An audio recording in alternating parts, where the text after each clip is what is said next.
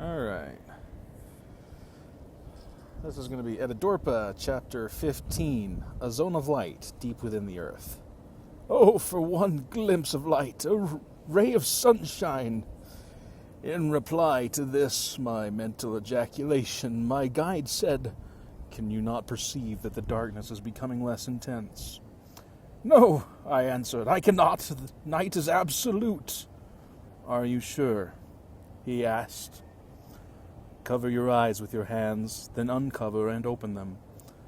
I did so, and fancied that by contrast a faint grey hue was apparent. This must be imagination. No. We now approach a zone of earthlight. Let us hasten on. A zone of light deep in the earth? Incomprehensible. Incredible, I muttered, and yet, as we went onward and time passed, the darkness was less intense. The barely perceptible hue became grey and sombre, and then of a pearly translucence, and although I could not distinguish the outline of objects, yet I unquestionably perceived light. I am amazed. What can be the cause of this phenomenon? What is the nature of this mysterious halo that surrounds us? I held my open hand before my eyes and perceived the darkness of my spread fingers. It is light. I meant to say, "It is light! It's light!" I shouted. It really is light! And from near and far, and from afar, the echoes of that subterranean cavern answered back joyfully, "It is light! It is light!" I wept in joy and threw my arms about my guide, forgetting in the ecstasy his clammy cuticle, and danced in hysterical glee, and alternatively laughed and cried. How vividly I realized then that the imprisoned miner would give a world of gold, his former god, for a ray of light. Compose yourself. This emotional exhibition is an evidence of weakness. An investigator should neither become depressed over a reverse nor unduly enthusiastic over a fortunate discovery. But we approach the Earth's surface. Soon I will be back in the sunshine again. Upon the contrary, we have been continually descending into the Earth, and we are now 10 miles or more beneath the level of the ocean. I shrank back, hesitated, and in despondency gazed at his hazy outline. Then, as if palsied, sank upon the stony floor. But as I saw the light before me, I leapt up and shouted, "What you say is not true. We approach daylight. I can see your form." "Listen to me," he said. "Cannot you understand that I have led you continually down a steep descent, and that for hours there has been no step upward?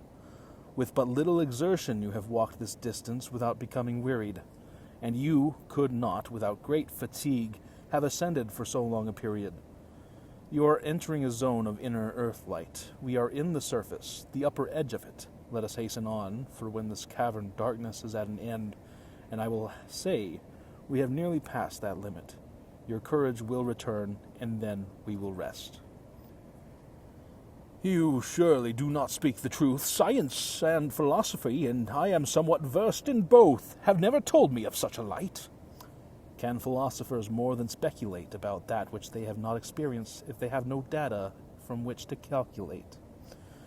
Name the student in science who has reached this depth in earth, or has seen a man to tell him of these facts." "I cannot." "Then why should you have expected any of them to describe our surroundings? Misguided men will torture science by refuting facts with theories, but a fact is no less a fact when science opposes." I recognized the force of his arguments, and cordially grasped his hand in an indication of submission. We continued our journey, and rapidly traveled downward and onward. The light gradually increased in intensity until at length the cavern nearly about us seemed to be as bright as diffused daylight could have made it. There was apparently no central point of radiation. The light was such as to pervade and exist in the surrounding space, somewhat as the vapor of phosphorus spreads a self-luminous haze throughout the bubble into which it is blown. The visual agent surrounding us had a permanent, self-existing luminosity and was a pervading, bright, unreachable essence that, without an obvious origin, diffused itself equally in all directions. It reminded me of the form of light that in previous years I had seen described as epipolic dispersion.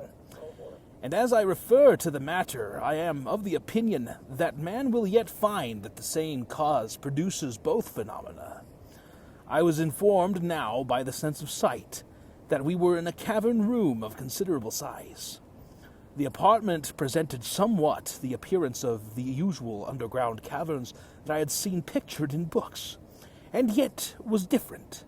Stalactites, stalagmites, saline incrustations occurring occasionally reminded me of travelers' stories, but these objects were not so abundant as might be supposed. Such accretions or deposits of saline substances, as I noticed, were also disappointing, in that instead of having a dazzling brilliancy like frosted snow crystals, they were of a uniform gray or brown hue. Indeed, my former imaginative mental creations regarding underground caverns were dispelled in this somber stone temple. For even the floor and the fragments of stone that in considerable quantities strewed the floor were of the usual rock formations of upper earth.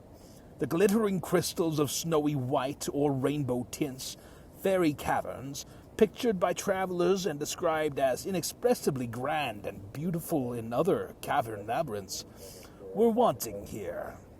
And I saw only occasional small clusters of quartz crystals that were other than of a dull gray color.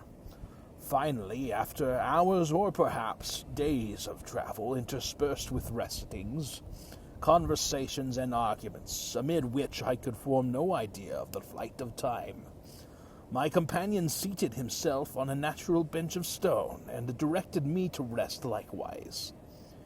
He broke the silence and spoke as follows.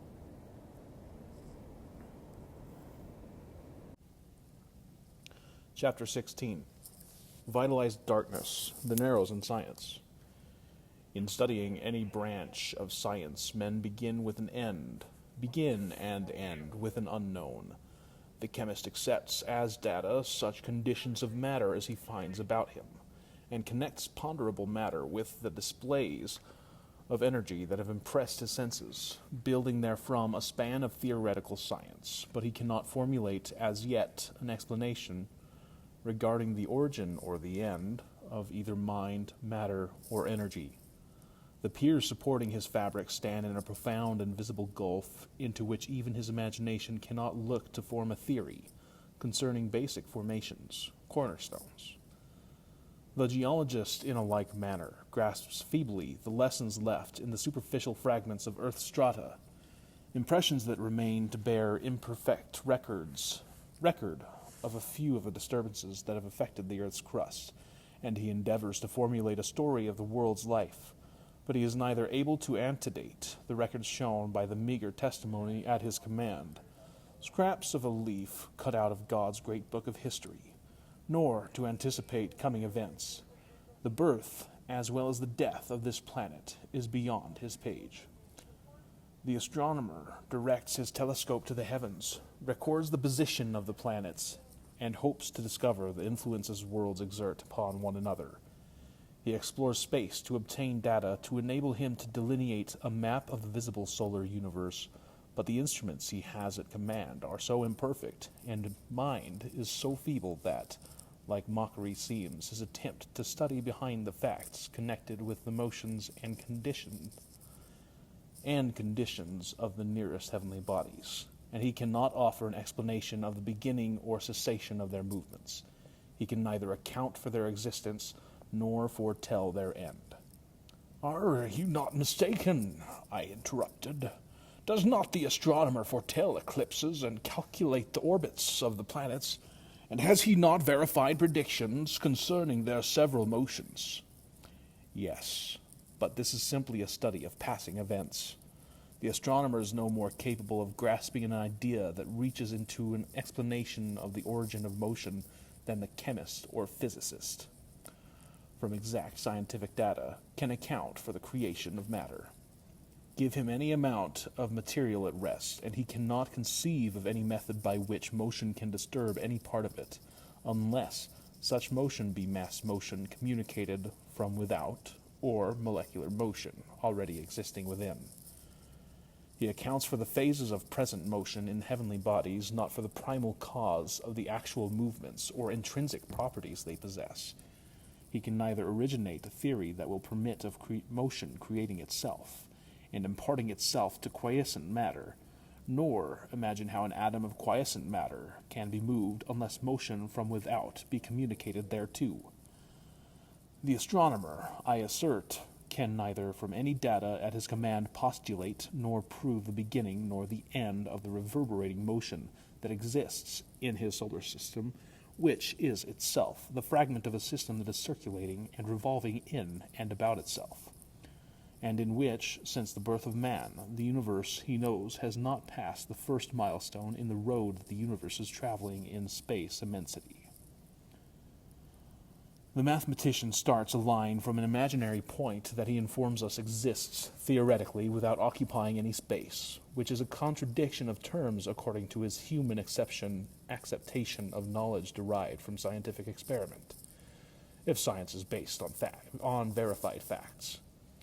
He assumes that straight lines exist, which is a necessity for his calculation, but such a line he has never made.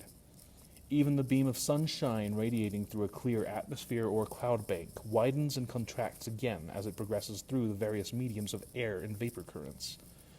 And if it is ever spreading and deflecting, can it be straight? He begins his study in the unknown. It ends with the unknowable. The biologist can conceive of no rational scientific beginning to life of plant or animal, and men of science must admit the fact. Whenever we turn our attention to nature's laws and nature's substance, we find man surrounded by the infinity that obscures the origin and covers the end. But perseverance, study of nature's forces, in comparison of the past with the present, will yet clarify human knowledge and make plain much of this seemingly mysterious. But never will man reach the beginning or the end. The course of human education to this day has been mostly materialistic, although, together with the study of matter, there has been more or less attention given to its moving spirit. Newton was the dividing light in scientific thought. He stepped between the reasonings of the past and the provings of the present, and introduced problems that gave birth to a new scientific tendency. A change from the study of matter from the material side to that of force and matter. But his thought has since been carried out in a mode too realistic by far. The study of material bodies has given way, it is true, in a few cases to the study of the spirit of matter, and evolution is beginning to teach men that matter is crude. As a result, thought will in its sequence yet show that modifications of energy expression are paramount. This work is not lost, however, for the consideration of the nature of sensible material is preliminary and necessary to progression, as the life of the savage prepares the way for that of the cultivated student, and is a meager and primitive child's effort compared with the richness of the study in unseen energy expressions that are linked with matter, of which men will yet learn.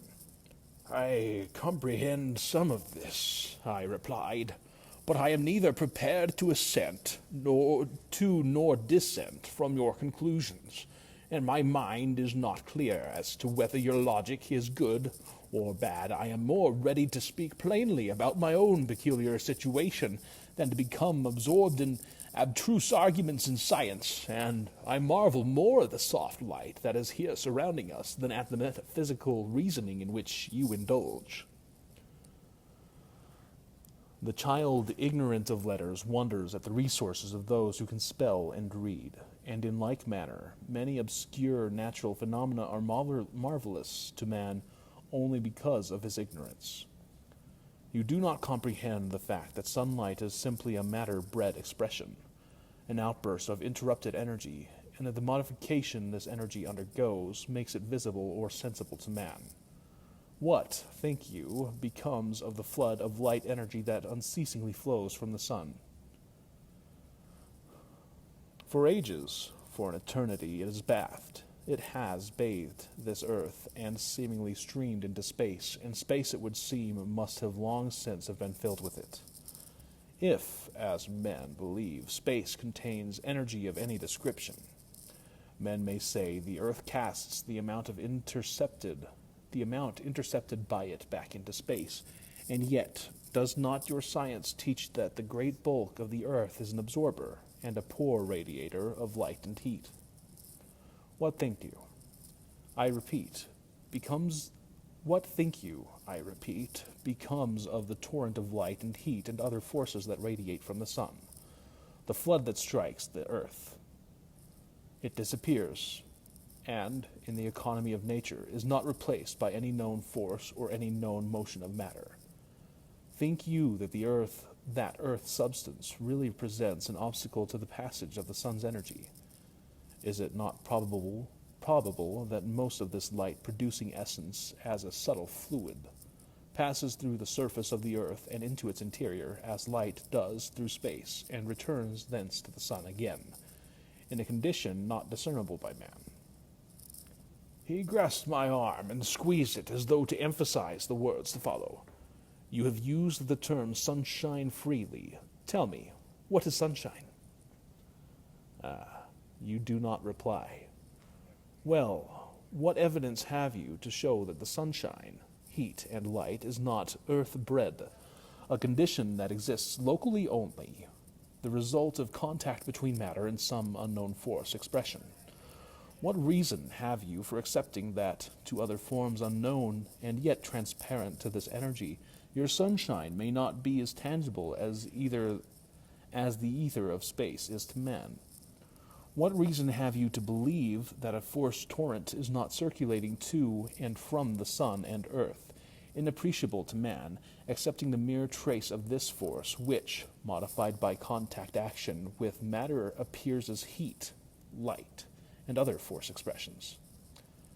How can I, if this is true, in consideration of your ignorance, enter into details explanatory of the action that takes place between matter and a portion of this force, whereby in the earth, first at the surface, darkness is produced, and then deeper down at earth, light that man can perceive by the sense of sight, as you now realize?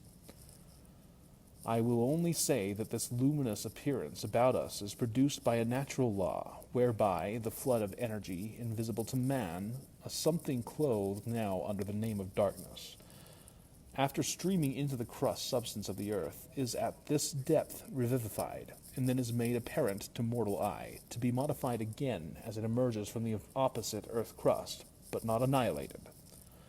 For my vision, however, this central light is not a necessity. My physical and mental development is such that the energy of darkness is communicable. I can respond to its touches on my nerves, and hence I can guide you in this dark cavern. I am all I. I exclaimed. That reminds me of a remark made by my former guide, who, referring to the instinct of animals, spoke of that as a natural power undeveloped in man. Is it true, undeveloped in man, is it true that by mental cultivation a new sense can be evolved whereby darkness may become as light? Yes. That which you call light is a form of sensible energy to which the faculties of animals who live on the surface of the earth have become adapted through their organs of sight. The sun's energy is modified when it strikes the surface of the earth. Part is reflected, but most of it passes onward into the earth's substance, in an altered or disturbed condition. Animal organisms within the earth must possess a peculiar development to utilize it under its new form, but such a sense is really possessed in a degree by some creatures known to men. There is consciousness behind consciousness. There are grades and depths of consciousness. Earthworms, and some fishes and reptiles in underground streams, lower organizations men call them, do not use the organ of sight, but recognize objects, seek their food, and flee from their enemies. They have no eyes, I exclaimed, forgetting that I spoke to an eyeless being. How can they see? You should reflect that man cannot offer a satisfactory explanation of the fact that he can see with his eyes. In one respect, these so-called lower creatures are higher in the scale of life than man is, for they see, appreciate, without eyes. The surface of their bodies really are sources of perception and seats of consciousness. Man must yet learn to see with his skin, taste with his fingers, and hear with the surface of his body. The dissected nerve or the pupil of a man's eye offers to the physiologist no explanation of its intrinsic power. Is not man unfortunate in having to risk so much on so frail an organ? The physiologist cannot tell why or how the nerve of the tongue can distinguish between bitter and sweet, or convey any impression of taste, or why the nerve of the ear communicates sound, or the nerve of the eye communicates the impression of sight. There is an impassable barrier behind all forms of nerve impressions that neither the microscope nor other methods of investigation can help the reasoning senses of man to remove. The void that separates the pulp of the material nerve from the consciousness is broader than the solar universe. For even from the most distant known star, we can imagine the never-ending light, the never-ending flight of a ray of light that has once started on its travels into space. Can any man outline the bridge that connects the intellect with nerve or brain, mind, or with any form of matter? The fact that the surface of the bodies of some animals is capable of performing the same functions for these animals that the eye of man performs for him is not more mysterious than is the function of that eye itself. The term darkness is an expression used to denote the fact that the brain, which governs the eye of man, what man calls the absence of light, is unrecognizable. If men were more magnanimous and less egotistical, they would open their minds to the fact that some animals really possess certain senses that are better developed than they are in man. The teachers of men, too, often tell the little they know and neglect the great unseen. The cat tribe, some night birds, and many reptiles can see better in darkness than in daylight. Let man compare with the nerve expanse of his own eye that of the highly developed eye of any such creature, and he will understand that the difference is one of brain or intellect, and not altogether one of optical vision surface. When men are able to explain how light can affect the nerves of their own eyes and produce such an effect on distant brain tissues as to bring to his senses objects that he is not touching, he may be able to explain how the energy in darkness can affect the nerve of the eye in the owl and impress vision on the brain of that creature. Should not man's inferior sense of light lead him to question if, instead of deficient visual power, there be not a deficiency of the brain capacity of man?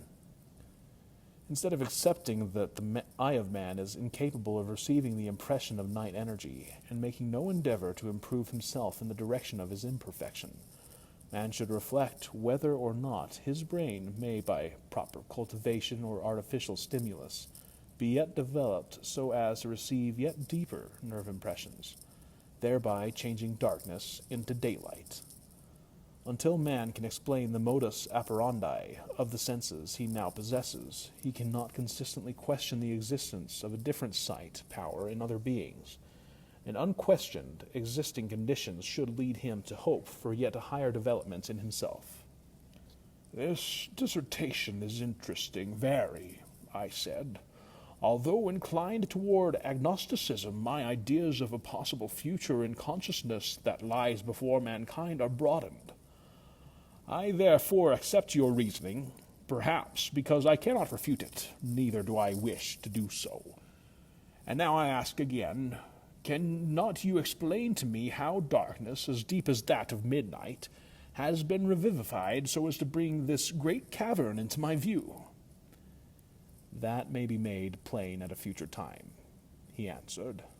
"Let us proceed with our journey." We passed through a dry, well-ventilated apartment. Stalactite formations still existed, indicative of former periods of water drippings, but as we journeyed onward I saw no evidence of present percolations, and the developing and erosive agencies that had worked in ages past must long ago have been suspended. The floor was of solid stone, entirely free from loose earth and fallen rocky fragments. It was smooth upon the surface, but generally disposed in gentle undulations, the peculiar, soft, radiant light to which my guide referred as vitalized darkness or revivified sunshine pervaded all the space about me. But I could not by its agency distinguish the sides of the vast cavern. The brightness was of a species that, while it brought into distinctness objects that were near at hand, lost its unfolding power or vigor a short distance beyond.